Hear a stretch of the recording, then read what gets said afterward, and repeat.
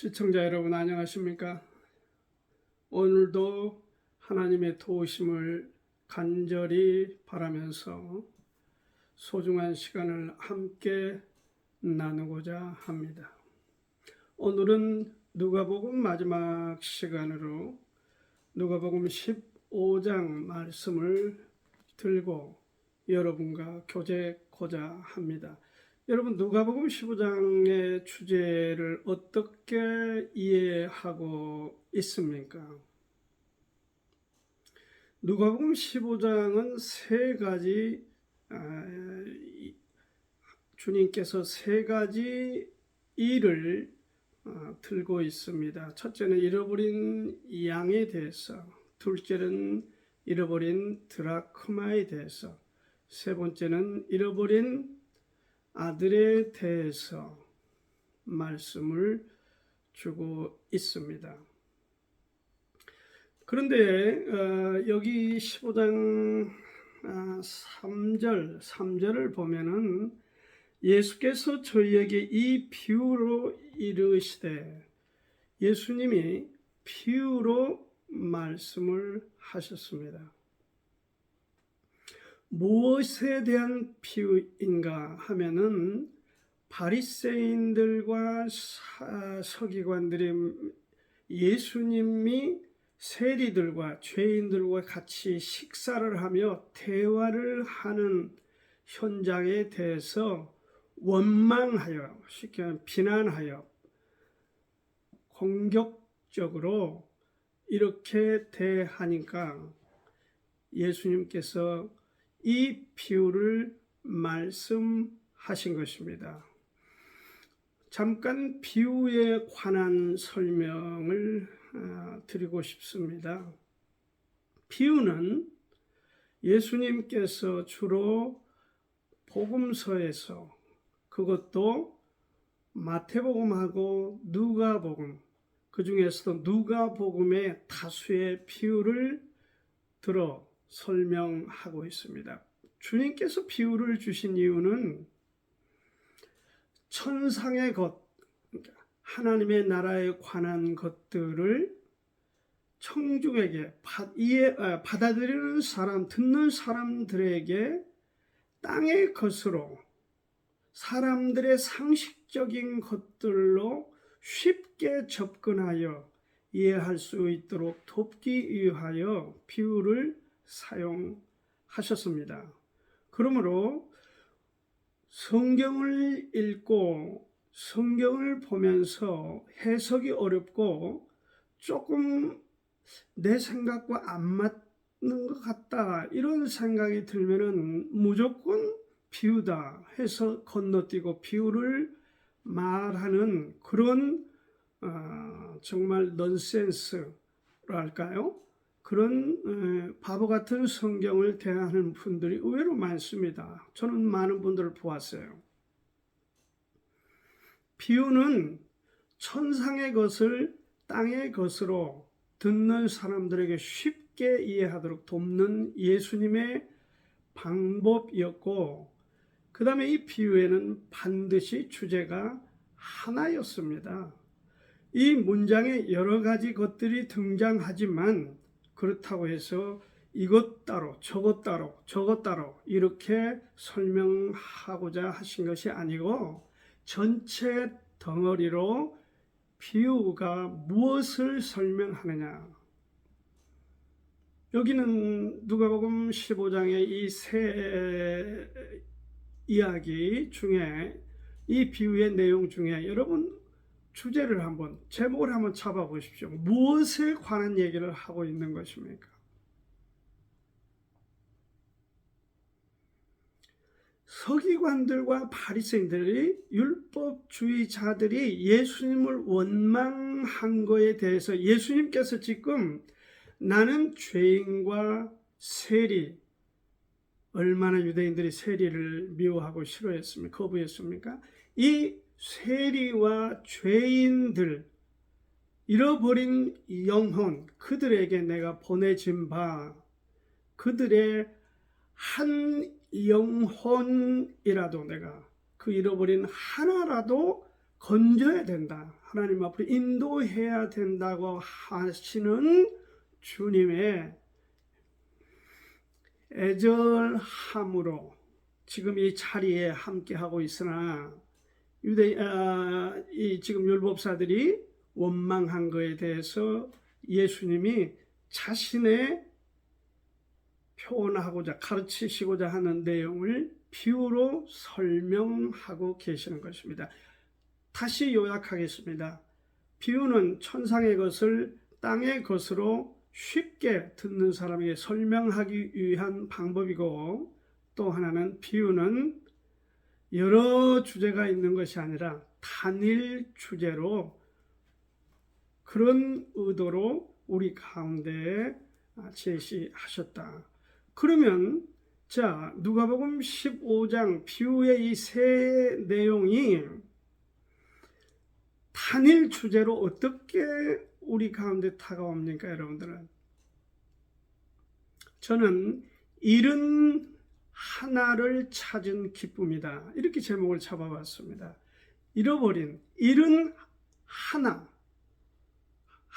그것을 찾은 기쁨, 이런 제목으로 오늘 누가복음을 함께 정리하는 의미에서 이 비유의 말씀을 나누고자 합니다. 그것은 먼저 우리가 알아야 할 것은 그 잃은 하나라고 하는 의미는 뭐 작은 것이라 할 수도 있고 소외당한 것이라 할 수도 있고 사람들로부터 무시당한 것일 수도 있고, 그 잃은 하나도 소중히 여겨라.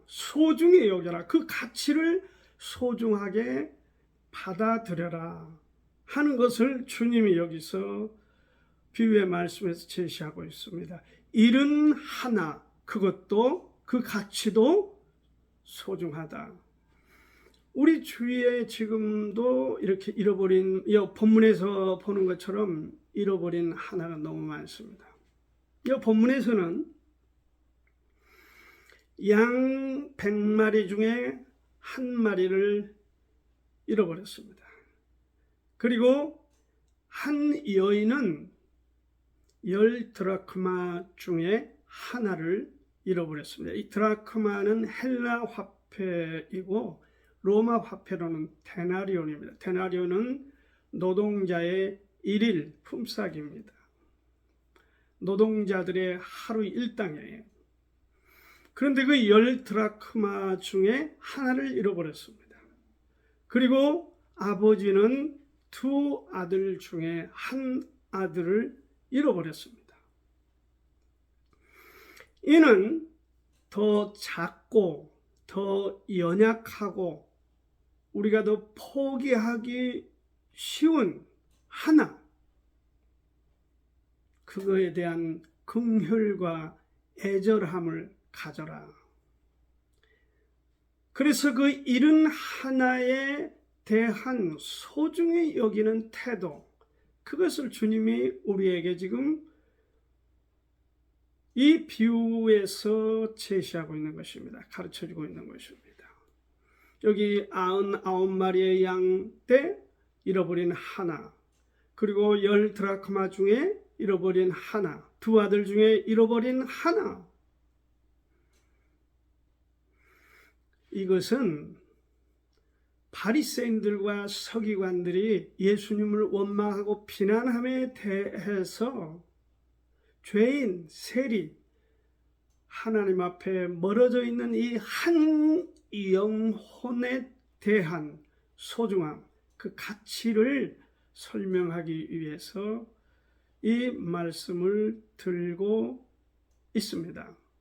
복음서에서만 주님은 19번이나 버려진 불쌍한 영혼들을 만나 주시고 그들을 인도하셨습니다. 그러나 모두가 하나를 다 소중히 여기는 건 아니죠. 마태복음 25장 18절에 보니까 한 달란트 받은 자는 어떻게 했습니까? 땅에 묻어 감추었습니다. 5달란트, 2달란트 받은 자들은 각각 열심히 일을 하여 많은 이윤을 남겼지만 1달란트 받은 사람은 하나를 우습게 가볍게 그렇게 여긴 것입니다. 그거에 대해서 주인이 무엇이라고 어떻게 평가를 합니까? 이 악하고 게으른 자다. 그렇게 가혹하게 책망하셨습니다. 그러므로 우리가 하나를 우습게 알고 버려진 자를 우습게 알고 소외된 사람을 무시하고 연약한 사람들을 어떤 병자들을 의지할 데 없어 몸부림치는 불쌍한 사람들을 무시하거나 멀리하는 사람으로서는 여기 주님의 말씀에 너무 일치하지 않습니다. 교회는 마땅히 이런 소외된 사람들을 돌보아야 할 책임이 있습니다. 왜냐하면 사도들도 그렇게 하였고 주님도 그렇게 하셨고 수많은 선지자들도 그리하였으므로 오늘 우리에게 위임한 사역의 중심에 있는 교회 목사님들도 마땅히 그렇게 해야 합니다. 그러나 한국 교회 현 상황은 어떠합니까? 돈 많은 사람, 많이 배운 사람, 높은 지위에 있는 사람, 이런 사람을 교회가 오히려 우대하고 어떤 지위를 부여하고, 그래서 교회가 어느덧 세속화되어 버렸다. 세상보다 더 세상적이다 하는 말이 나오게 된 것입니다. 제가 초기 개척 교회를 했을 당시에 남부 지원에서 신우의 모임으로 하는 조찬 기도에 초청을 받아 설교를 한 적이 한 번 있습니다.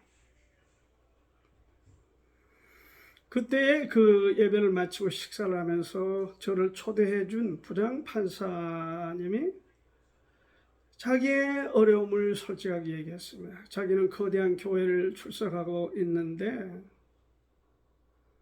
목사님이 자기를 장로로 세우기 위해서 계속 메시지를 보내고 있다, 구원하고 있다.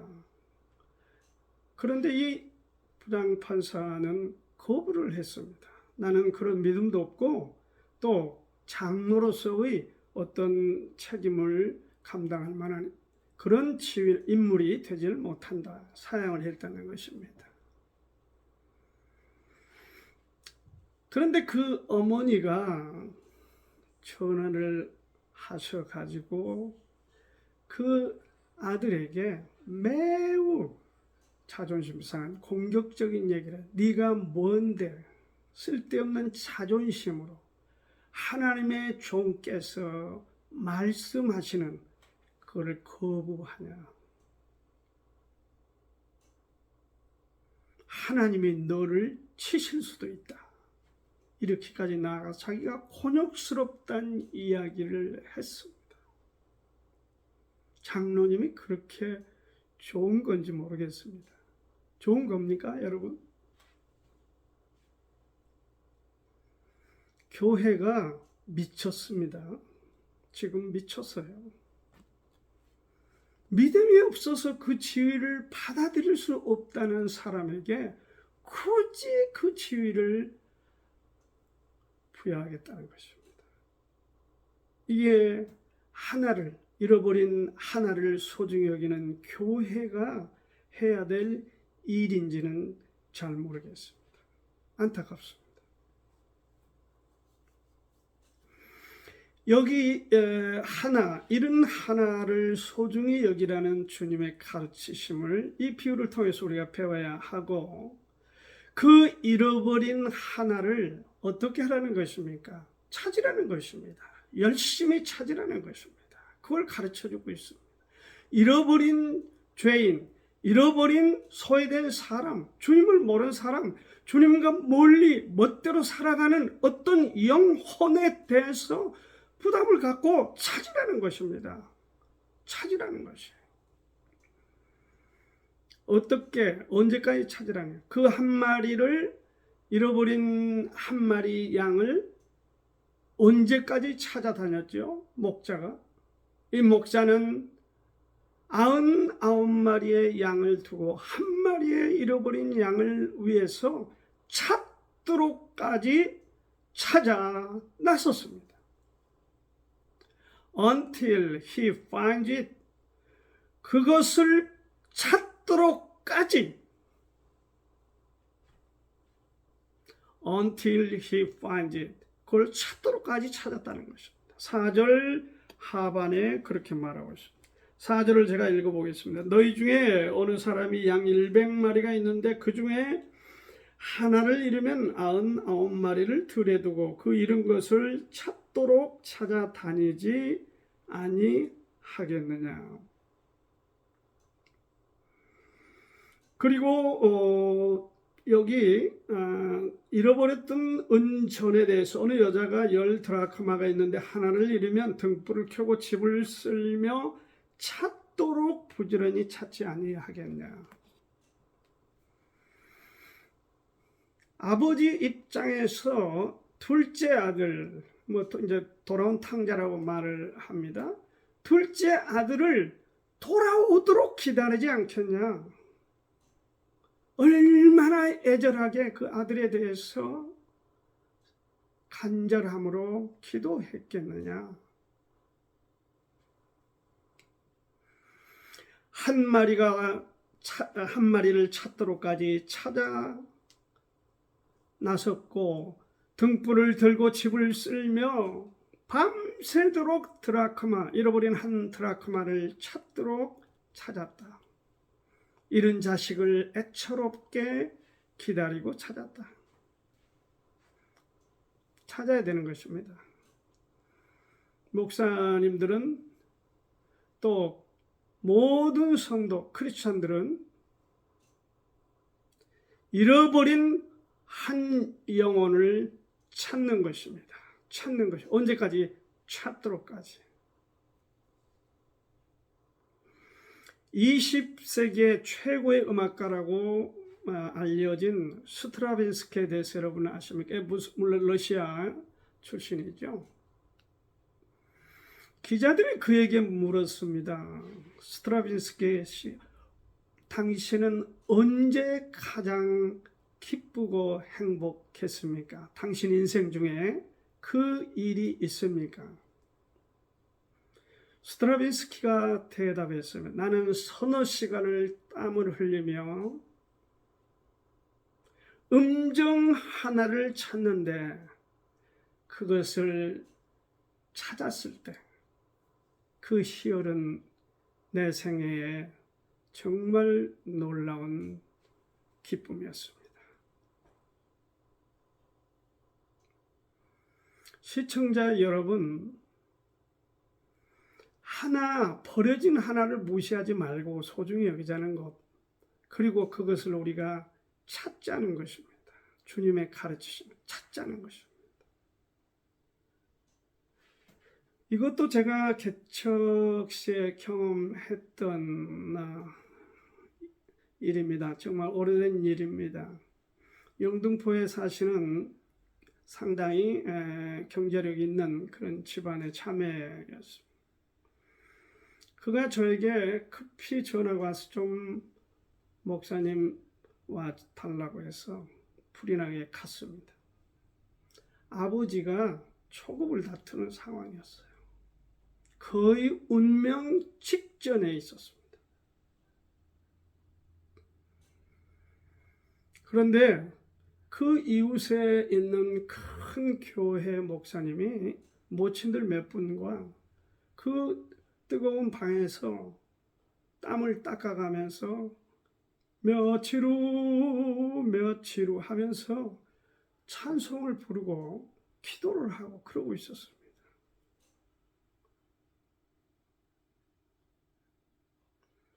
그 자매가 그 목사님, 그 자기 아버지 가까이 있는 그 목사님 양쪽 무릎을 뒤로 밀쳐버리면서 저에게 목사님 빨리 와서 아버지에게 복음을 복음을 말씀해 주세요.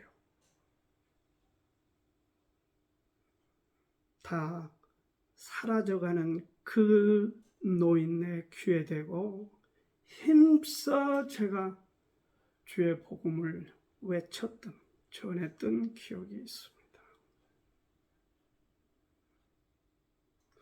여러분, 죽어가는 지금 마지막 운명 그 마지막 사망 직전에 있는 영혼에게 며칠 후가 무슨 소용이 있습니까? 기도할 데가 없어 거기 가서 기도를 하는 것입니까? 그 영혼이 최후까지, 청각이 남아있는 최후 순간까지 할 수 있는 한 최선을 다하여 복음을 전해야 맞습니다. 여기 주님의 이 비유의 마지막 다른 하나는 뭐냐? 잃어버린 하나를 찾았습니다. 그럴 때 함께 잔치를 열고 기뻐하자는 것입니다. 이게 이제 5절에서 6절, 9절, 22절, 32절 이렇게 되어 있습니다. 제가 마지막 절 마지막 절 마지막 일인 두 아들, 돌아온 아들 24절에 이 내 아들은 죽었다가 다시 살아났으며 내가 잃었다가 다시 얻었노라 하니 저희가 즐거워하더라. 그리고 마지막에 이 내 동생은 죽었다가 살았으며 내가 잃었다가 얻었기로 우리가 즐거워하고 기뻐하는 것이 마땅하다.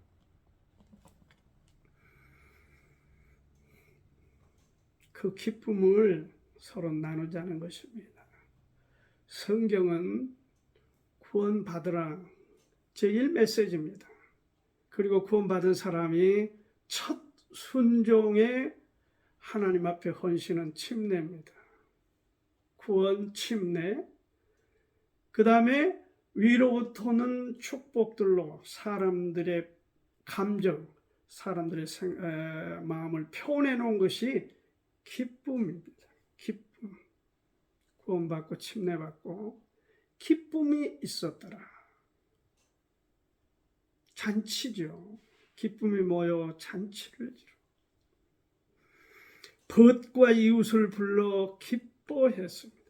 벗과 이웃을 불러 즐거워했습니다. 9절에도 살찐 송아지를 잡고 먹고 즐기자. 저희가 즐거워하더라. 24절 지금 읽었습니다. Rejoice with me. 나와 함께 즐거워하자, 기뻐하자. 뭐에 대해서 얘기하고 있습니까? 이런 한 영혼이 우리 가운데 더해졌을 때에 교회가 잔치를 하며 축제적으로 기쁨을 갖자, 노래하자. 그것이 교회가 해야 될 가장 중요한 일입니다. 그러나 속 좁은 태도를 갖는 사람도 있습니다. 여기 지금 형이 그렇습니다. 형의 주장은 뭐냐? 나는 아버지와 함께 딴 생각하지 않고 아버지 말씀대로 순종하여 지금까지 함께해서 이렇게 재산도 늘어나고 했는데 동생은 재산도 탕진을 하고 그런 돌아온 동생을 뭐가 좋다고 뭐가 그가 잘났다고 이렇게 잔치를 합니까? 그건 형의 논리 맞습니다. 그것도 형은 논리적이고 이성적입니다.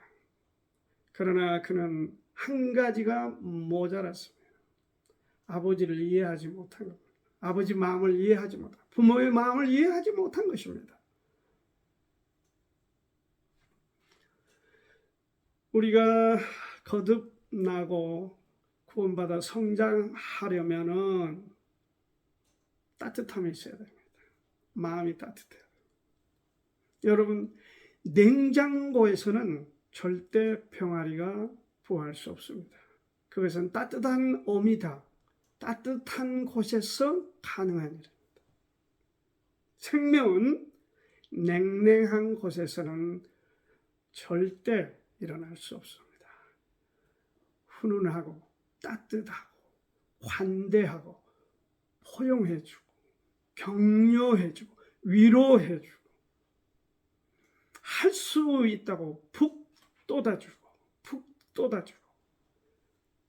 그런 데서 구원이 이루어지는 것입니다. 그런 데서 구원받은 사람이 성장으로 가는 것입니다. 마태복음 26장 8절에 보면 마리아의 헌신에 대해서 그는 300데나리온이나 되는 엄청난 귀한 것을 예수님 앞에 깨뜨려 드렸습니다. 제자들이 보고 분하여 가로되 뭐라 했습니까? 무슨 의사로 이것을 허비하느냐 하고 따져 물었습니다.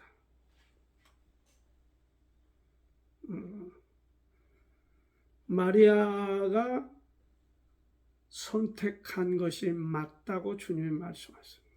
그러면 그거에 대해서 즐거워하고 마리아의 헌신을 격려하고 그 비싼 것을 네가 주님 앞에 들었구나 박수를 치고 함께 그렇게 기뻐해야 될 일이지만 제자들은 그렇게 하지 않았습니다. 특히 제 생각에는 유다가 그렇게 하지 않았을 것 같습니다. 왜? 돈을 취급하는 일에 유다가 책임이 있었기 때문에. 한 가지 말씀드리고 마치겠습니다. 이미 고인이 됐습니다. 김대중 대통령. 대한민국 역사 이래 유일하게 그는 찬란한 업적을 하나 갖고 있습니다. 그것은 노벨 평화상을 획득한 것입니다. 그러나 그때 당시 기억나신 분들은 한번 기억을 돌려보세요. 야당에서는 엄청난 반대 목소리를 냈습니다. 그리고 라비도 많았다고 그렇게 당시에 보도가 있었습니다. 중요한 것은 이것입니다.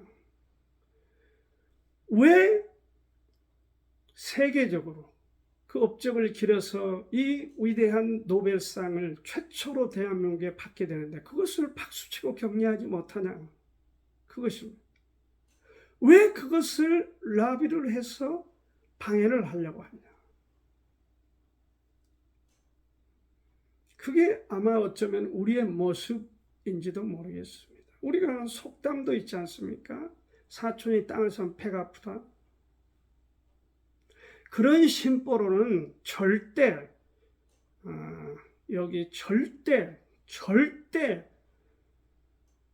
기쁨을 맛볼 수가 없습니다.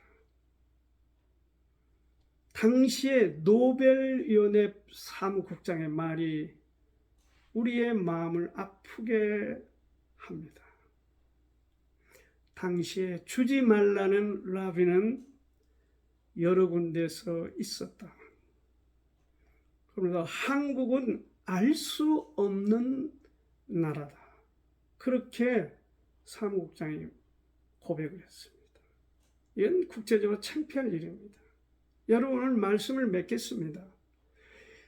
잃은 하나를 찾은 기쁨, 그것은 여기 하나를 소중히 여기는, 그리고 그 잃어버린 하나를 찾도록까지 찾아서 그 기쁨을 함께 나누도록 잃은 하나를 찾은 기쁨에 관한 단일 주제로 바리새인들과 서기관들이 예수님을 비난하고 원망하는 가운데 잃은 하나를 찾은 기쁨에 관한 주제로 비유로 누가복음 15장 말씀을 주신 것입니다. 오늘 우리가 주님의 의도를 받아들이고 이해해서 정말 영혼을 위하여 그렇게 애절하게 하기를 바라고, 그리고 함께 교회가 기쁨으로, 무엇보다도 어떤 지위를 받았다, 어떤 은혜를 받았다, 이것보다 한 영혼을 얻게 되어 그 교회가 축제적인 그런 기쁨을 나누는 그런 축제의 교회, 우리의 삶이 되기를 진심으로 바랍니다. 잃어버린 한 영혼을 우리도 찾고 찾을 수 있기를 바랍니다. 감사합니다.